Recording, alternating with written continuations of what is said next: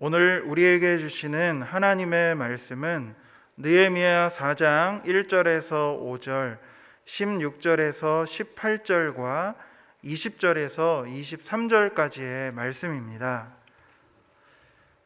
이제 제가 하나님의 말씀을 봉독하겠습니다.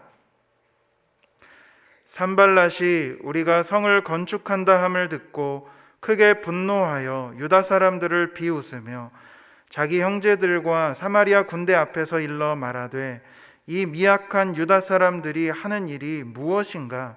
스스로 견고하게 하려는가? 제사를 드리려는가? 하루에 일을 마치려는가? 불탄 돌을 흙 무더기에서 다시 일으키려는가 하고 암몬 사람 도비아는 곁에 있다가 이르되 그들이 건축하는 돌 성벽은 여우가 올라가도 곧 무너지리라 하더라. 우리 하나님이여 들으시옵소서. 우리가 업신여김을 당하나이다. 원하건대 그들이 욕하는 것을 자기들의 머리에 돌리사 노략거리가 되어 이방에 사로잡히게 하시고 주 앞에서 그들의 악을 덮어두지 마시며 그들의 죄를 도말하지 마옵소서. 그들이 건축하는 자 앞에서 주를 노하시게 하였음이니이다 하고 그때로부터 내 수하 사람들의 절반은 일하고 절반은 갑옷을 입고 창과 방패와 활을 가졌고 민장은 유다 온 족속의 뒤에 있었으며 성을 건축하는 자와 짐을 나르는 자는 다 각각 한 손으로 일을 하며 한 손에는 병기를 잡았는데 건축하는 자는 각각 허리에 칼을 차고 건축하며 나팔 부는 자는 내 곁에 섰었느니라. 너희는 어디서든지 나팔 소리를 듣거든 그리로 모여서 우리에게로 나아오라. 우리 하나님이 우리를 위하여 싸우시리라 하였느니라. 우리가 이같이 공사하는데 무리의 절반은 동틀 때부터 별이 나기까지 창을 잡았으며 그때에 내가 또 백성에게 말하기를 사람마다 그 종자와 함께 예루살렘 안에서 잘지니 밤에는 우리를 위하여 파수하겠고 낮에는 일하리라 하고 나나 내 형제들이나 종자들이나 나를 따라 파수하는 사람들이나 우리가 다 우리의 옷을 벗지 아니하였으며 물을 기르러 갈 때에도 각각 병기를 잡았느니라. 아멘. 미국의 제16대 대통령인 아브라함 링컨 대통령은 기도의 사람으로 아주 잘 알려져 있습니다. 남북전쟁 당시 그는 매일 1시간씩 하나님께 기도를 드렸는데요. 그가 기도 드릴 때는 그의 천막 앞에 하얀 깃발을 세워두고 그 누구도 기도 시간을 방해하지 못하도록 했습니다. 그러던 어느 날 그의 참모가 주의 깊은 질문을 하나 했습니다. 각하께서는 매일 하나님께 기도를 1시간씩 드리시는데 지금 들리는 소문에 의하면 남쪽의 로버트 리 장군도 날마다 하나님께 열심히 기도를 드린다고 합니다. 그렇다면 하나님께서는 대관절 누구의 편을 들어주실까요? 그러자 링컨 대통령은 말하기를 나는 지금 하나님께 우리 편이 되어달라고 기도하고 있지 않습니다. 우리가 하나님 편에 서게 해달라고 기도하고 있습니다. 그랬어요. 사랑하는 성도 여러분, 어떤 일을 하다가 누군가의 반대에 부딪혀 보신 일이 있습니까? 우리는 살아가면서 때때로 누군가에게 견제를 받거나 저항을 받는 일을 겪기도 합니다. 심지어 내가 선한 일을 하는데도 반대와 저항에 부딪힐 때가 있습니다. 그런데 여러분, 그것은 이상한 일이 아닙니다. 한번 생각해 보실까요? 내가 어딜 가나 모든 사람들이 다 나를 좋아해 줍니까? 만인의 연인인가요?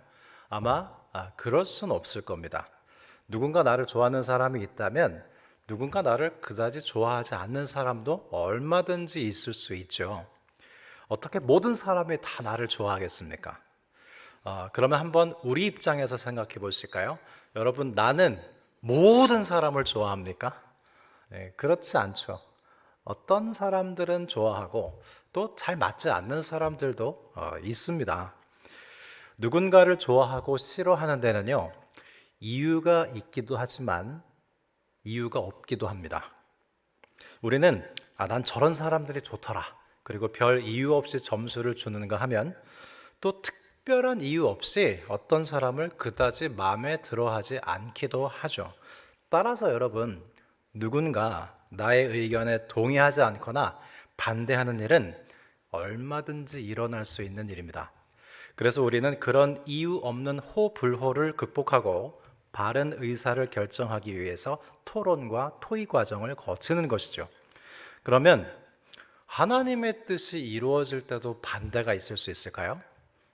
물론입니다. 여러분, 예수님께서 세상에 오실 때부터 세상으로부터 저항을 받으셨어요. 헤롯 왕이 아기 예수를 찾아 죽이려고 하지 않았습니까? 성경을 자세히 읽어보면요, 하나님은 당신의 백성들에게 지속적으로 거절당하셨습니다. 하나님의 사랑을 이스라엘 백성들은 환영하기는커녕 거부했고요, 하나님의 율법을 떠났고요, 하나님께서 보내주신 선지자들을 죽였고요, 급기야는 아들 예수 그리스도를 십자가에 못 박았습니다.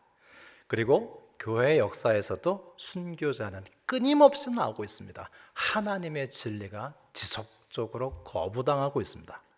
따라서 우리가 정말 두려워해야 될 것은 우리에게 반대자들이 나타나는 것이 아니라 내가 하나님 반대편에 서는 일입니다. 성도 여러분, 우리가 의견이 서로 다를 수 있습니다. 또 누군가를 반대할 수도 있겠죠. 그런데 무릇 경건한 그리스도인이라면 내가 하나님을 반대하는 사람이 되어서는 안 될 텐데 이것을 두려워할 수 있어야 된단 말씀입니다.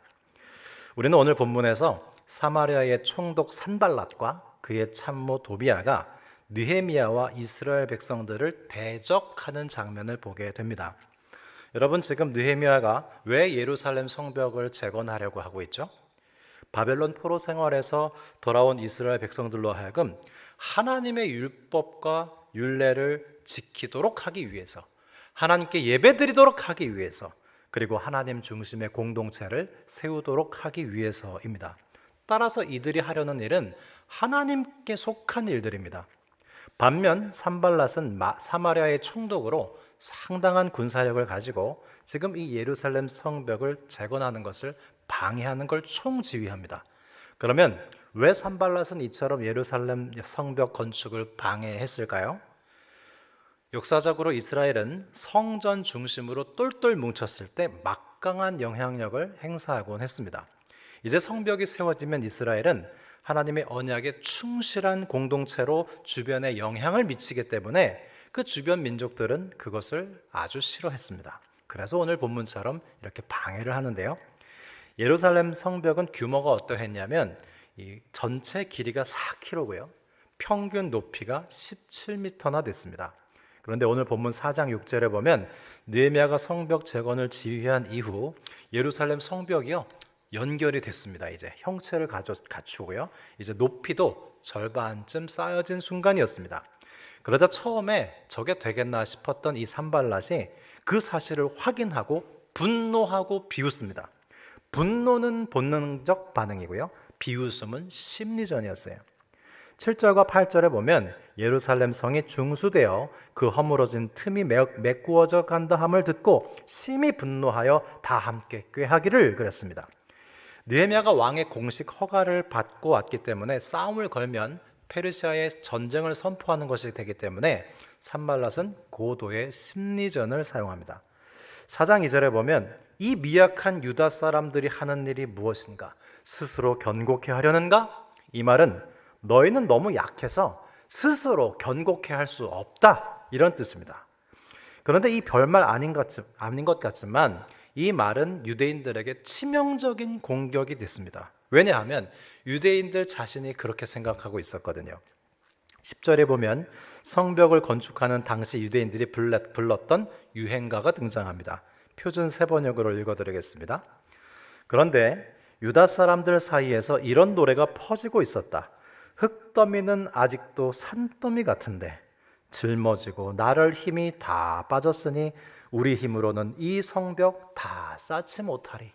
그렇게 지금 이스라엘 백성들이 지쳐 있었어요. 즉 유대인들은 못할 것 같아, 못할 것 같아, 이 입에 달고 살았습니다. 그걸 산발랏이 간파하고 맞아, 너희는 할 수 없어, 정곡을 찌르는 거죠.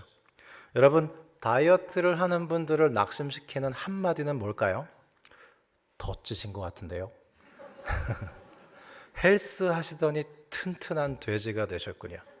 수영하시더니 물에 뜨는 돼지가 되셨군요.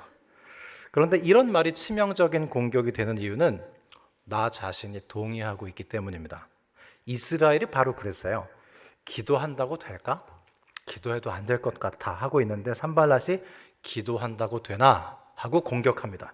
4장 2절입니다. 제사를 드리려는가? 그래서 잠언 4장 23절은 말씀하죠.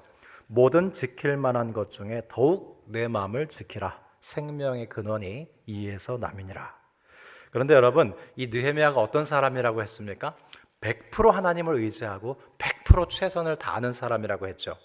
그러면 느헤미야는 어떻게 100% 하나님을 의지하는 동시에 100% 최선을 다했을까요? 그는 먼저 하나님을 100% 의지하기 위해서 기도합니다. 느헤미야는 다음과 같이 기도했습니다. 오늘 4절과 5절의 그 기도 내용이 들어있는데요. 표준 세번역어를 읽어드리겠습니다. 우리 하나님 들어주십시오. 우리가 이렇게 업신여김을 받고 있습니다. 제발 우리에게 퍼붓는 그 욕이 그들에게 되돌아가게 하여 주십시오. 그들이 노략을 당하게 하시고 남의 나라로 끌려가게 하여 주십시오. 그들의 죄를 용서하지 마시고 그들의 죄를 못 본 채 하지 마십시오. 그들이야말로 성을 쌓고 있는 우리 앞에서 주님을 모욕한 자들입니다. 그랬어요. 여러분, 이 내용을 들으시면서 어떠셨습니까? 느헤미야의 기도는요, 시편에 등장하는 저주시와 복수시와 같습니다. 여러분, 하나님께서 언제 진노하시는지 아십니까? 하나님께서 인간에게 진노하시는 경우가 몇 가지 있는데요. 그중 하나는 인간이 하나님의 영역을 침범했을 때입니다.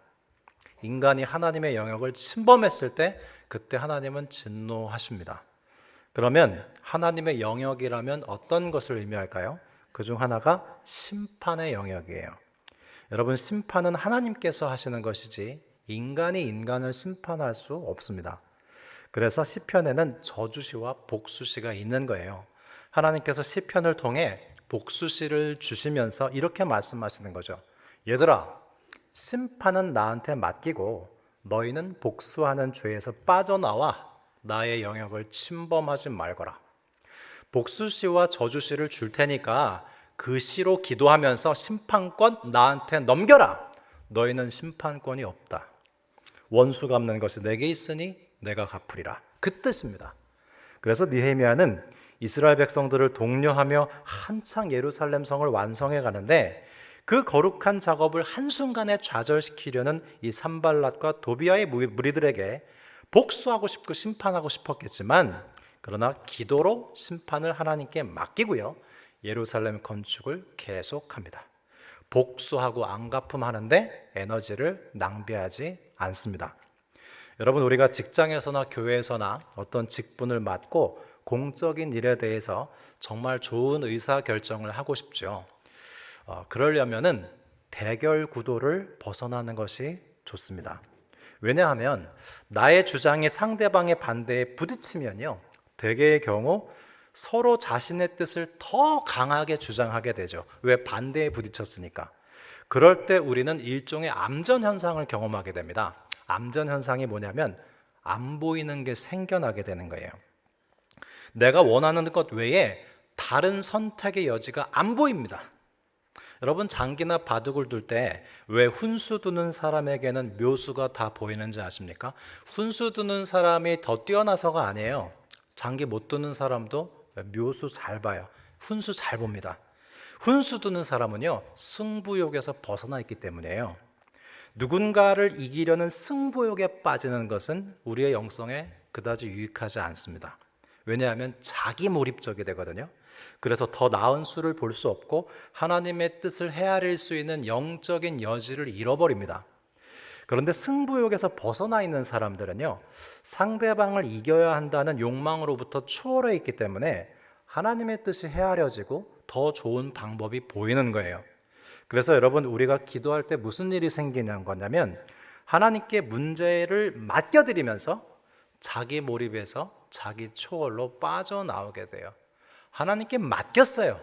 그래서 걱정 근심으로부터 빠져나와요. 그러면서 기도하기 전에 보이지 않았던 길이 보이기 시작하고 하나님께서 닫힌 문을 열어주시는 것을 경험하기도 하죠. 우리는 오늘 본문에서 느헤미야가 기도하는 가운데 산발랏과 도비야를 처단하는 것에 혈안이 되지 아니하고 본래의 목적인 성벽 재건에 주력하는 것을 보게 됩니다. 왜 그가 그렇게 할 수 있었을까요? 왜 그렇게 100% 최선을 다할 수 있었을까요? 100% 하나님을 의지했기 때문입니다. 그러면 느헤미야는 이렇게 기도로 100% 하나님을 의지한 후 어떻게 100% 최선을 다하고 있을까요? 산발랏과 도비야의 첫 번째 공격이 정서적인 비웃음의 공격이었다면 두 번째 공격은 실제적인 위협이었습니다. 산발랏은요, 연합전선을 추구해요. 그래서 북쪽에서는 산발랏과 사마리아인들이, 동쪽에서는 도비야와 암몬 사람, 남쪽에서는 게셈과 아랍인, 서쪽에서는 아스돗 사람이 포위하도록 했습니다.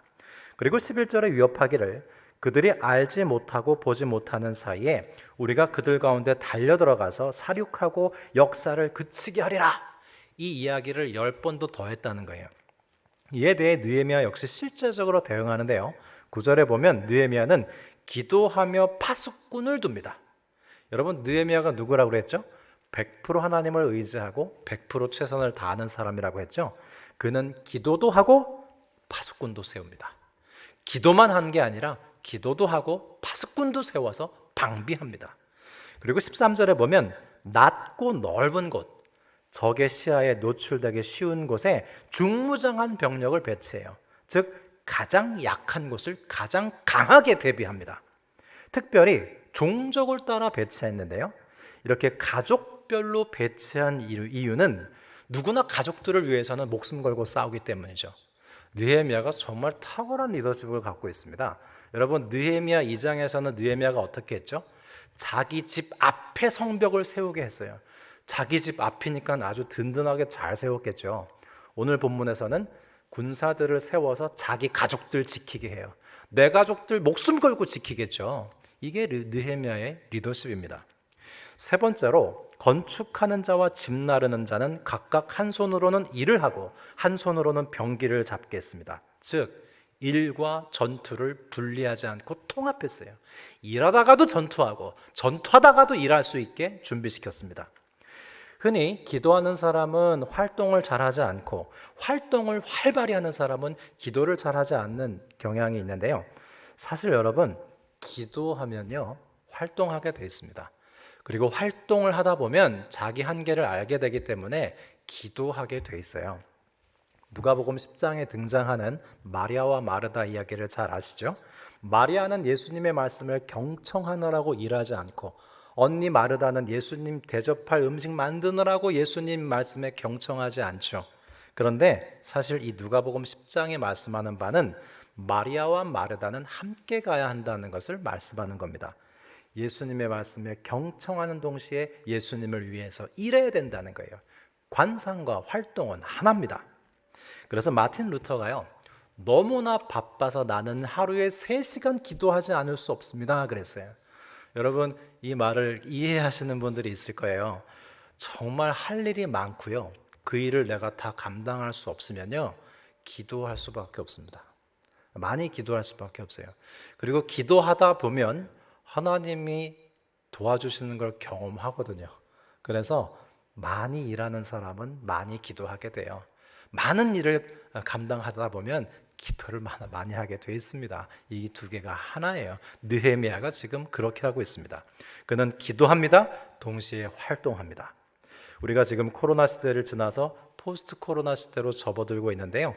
지금 교회 공동체를 재건하면서 어떻게 해야 하나 하는데, 여러분, 우리 모든 정의교회 부서와 팀 모임의 중심에 기도 모임부터 시작하시기 바랍니다. 개인적으로 내 삶을 다시 재건하고 싶으시면 다른 것보다도 기도 시간부터 확보하세요. 모든 부서와 팀 모임은 기도 모임 없이 할 수 없습니다. 함께 모여 기도할 때 마음이 하나 돼서 활동도 같이 할 수 있어요. 여러분, 우리와 하나님 사이에는 거대한 간극이 있어요. 어떻게 신과 인간이 친밀하게 만날 수 있겠습니까? 하나님과 인간 사이에는 엄청난 간극이 있는 거예요. 그런데 이 간극을 무엇으로 채울 수 있을까요?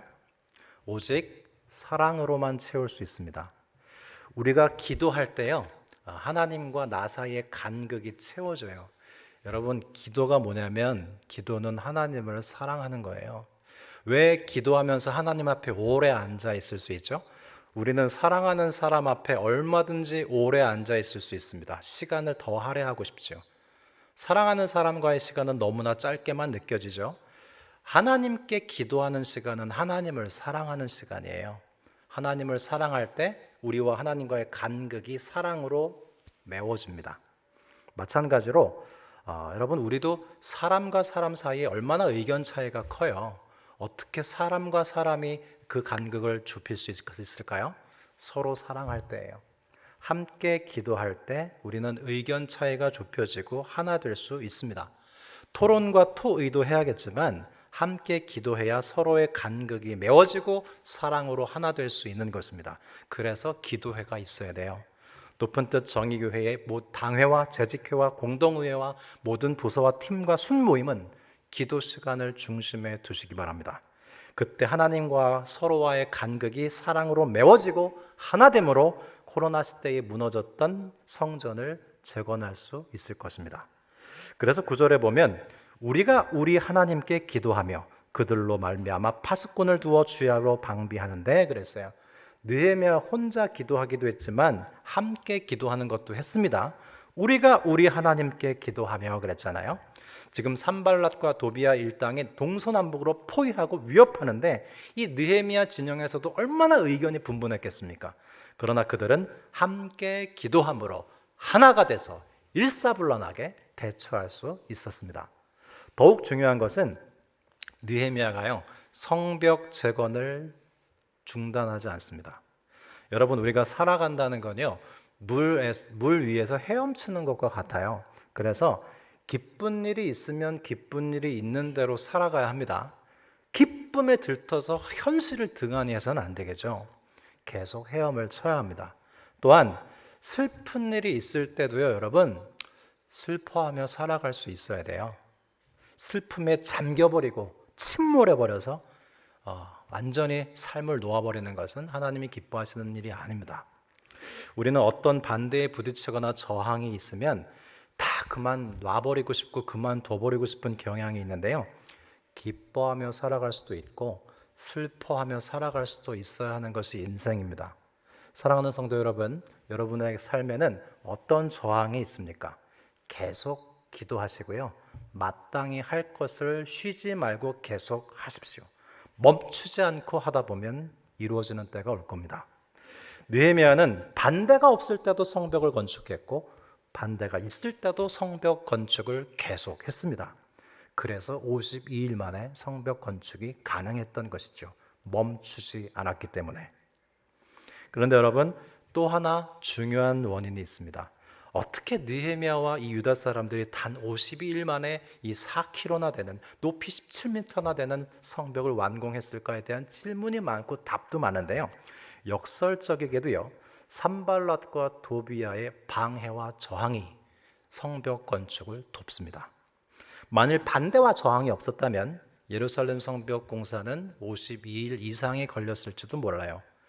그런 면에서 방해와 저항은요, 오히려 우리로 하여금 더욱 힘을 내도록 합니다. 저는 목사로서 결혼 주례를 계속 해오고 있는데요, 간혹 부모님들이 자녀들의 결혼을 반대하실 때가 있어요. 물론 이유가 있습니다. 그런데 여러분, 서로 사랑하는 남녀가 결혼 약속을 하고 부모님의 반대에 부딪히면 어떻게 되는지 아십니까? 둘의 사랑은 더욱 불타오릅니다. 네. 결혼을 반대하면 사랑이 식어질 것 같아요. 천만에요. 더 불타오르고 결혼은 더욱 신속하게 진행되더라고요. 차라리 노련한 부모님들은요, 반대 안 합니다. 그래? 그러면 너희 한 10년 잘 만나봐라. 우리가 지켜보마. 그러면 긴장이 풀려요. 10년 만나라고 했으니까. 그러면서 자기들끼리 다투고 싸우다가 헤어지기도 하거든요. 근데 반대를 해버리면 사랑은 불타오르는 겁니다. 그래서 여러분, 반대하려면 잘하세요. 무엇인가 반대하려고 할 때요, 반대하는 대로 되지 않고 그 반대로 될 때가 많이 있어요. 그래서 여러분, 반대와 저항에 부딪혔을 때 그다지 두려워하지 마세요. 반대와 저항은 겉보기 우리의 적 같지만 사실은 우리로 하여금 더 힘을 내도록 하는 아군으로 쓰임받습니다. 반대와 저항 자체가 긍정적인 건 아니에요. 우리가 하나님 편에 서 있을 때 하나님께서 하시는 일은 반대와 저항으로 인해서 우리가 좌절되지 않도록 하고 오히려 더 힘을 내도록 하십니다. 영국의 유명한 회중 설교자 조지 휘트힐드는 복음을 전하는 데 있어서 참 많은 반대에 부딪히곤 했습니다. 그는 그럴 때마다 다음과 같은 세 가지 원칙으로 대응하곤 했는데요. 첫 번째, 자신을 비난하는 자에게 반응하여 권력을 주지 말 것 그랬어요. 여러분, 누군가 나에게 부정적인 영향력을 줄 때 거기에 계속 반응하는 건요, 그 사람에게 권력을 주는 거예요. 나를 지배하시오. 나를 다스리시오. 그래서 반응 안 하는 게 좋아요. 두 번째, 물의를 빚고 있는 논쟁에 휘말리지 말 것. 논쟁은 끝도 없고 참으로 허무한 것입니다. 세 번째, 복음의 진리를 선포하는 것을 다만 중단하지 않을 것. 성도 여러분, 우리 인생에 우리를 반대하고 저항하는 일이 일어날 수 있습니다. 그런데 중요한 것은 내가 하나님 편에 서 있는가예요. 우리는 어떤 경우에도 하나님을 반대하는 편에 서서는 아니 되겠습니다. 만일 내가 하나님 편에 서 있는 것이라면, 그것을 성경 말씀으로 확증할 수 있다면, 하나님께 응답을 받았다면 그 일이 의로운 일이요 교회와 성도들을 위한 일이라면 중단하지 마십시오. 계속하십시오. 하나님께서 일을 이루시는 영광을 보게 될 것입니다. 우리는 포스트 코로나 시대에도 그 어떤 어려움이 있더라도, 코로나가 지났더니 또 경제적인 어려움이 왔어요. 그래도 우리는 교회 공동체를 세워나가는 것을 중단하지 않을 겁니다. 특별히 우리는 오늘 느헤미야 4장 본문처럼 100% 하나님을 의지하고 100% 최선을 다하는 법을 배웠습니다. 오늘 본문을 찰스 스펄전 목사님은 다음과 같은 한마디로 요약합니다. 모든 것이 하나님께 달려있는 것처럼 기도하라. 그리고 그 다음에 모든 것이 나에게 달려있는 것처럼 행동하라. 여러분, 이 말을 잘 묵상해 보세요. 모든 것이 하나님께 달려있는 것처럼 하나님께 간절히 매달려서 기도해야 돼요. 그 다음에 거기서 그쳐서는 안 되고 그 다음에는 나한테 다 달린 것처럼 최선을 다하라는 겁니다. 여러분, 하나님의 뜻은 반드시 하나님이 이루십니다. 요셉의 형들이요, 요셉을 팔았어도, 보디발의 장군의 아내가 요셉을 감옥에 가두었어도 하나님의 뜻은 그 모든 저항과 관계없이 이루어졌습니다. 아니, 그 모든 저항과 반대로 인해서 더욱 온전하게 이루어집니다. 히브리서 10장 37절의 말씀입니다. 잠깐 후면 오실 이가 오시리니 지체하지 아니하시리라. 나의 의인은 믿음으로 말미암아 살리라. 또한 뒤로 물러가면 내 마음이 그를 기뻐하지 아니하리라 하셨느니라. 우리는 뒤로 물러가 멸망할 자가 아니요 오직 영혼을 구원함에 이르는 믿음을 가진 자니라. 하나님 편에 서서 100% 하나님을 의지하고 100% 최선을 다하면서 하나님의 영광을 보는 저와 여러분이 되실 수 있기를 기원합니다. 기도드리겠습니다. 하나님 아버지, 때론 우리 편이 되어달라고, 내 편이 되어주십사 기도했습니다. 그러나 이제는 내가 하나님 편에 서게 하여 주옵소서. 혹 누군가를 반대하다가 하나님을 반대하는 일이 없도록 우리를 구원하여 주옵소서. 하나님의 편에 서서 일할 때에도 반대에 부딪힐 때가 있습니다. 기도하며 100% 하나님을 의지하게 하시고 100% 최선을 다하게 하옵소서. 그리하여 하나님의 영광을 보게 하여 주옵소서. 높은 뜻 정의교회 공동체가 기도하게 하시고 최선을 다하게 하여 주옵소서. 예수 그리스도의 이름으로 기도드립니다. 아멘.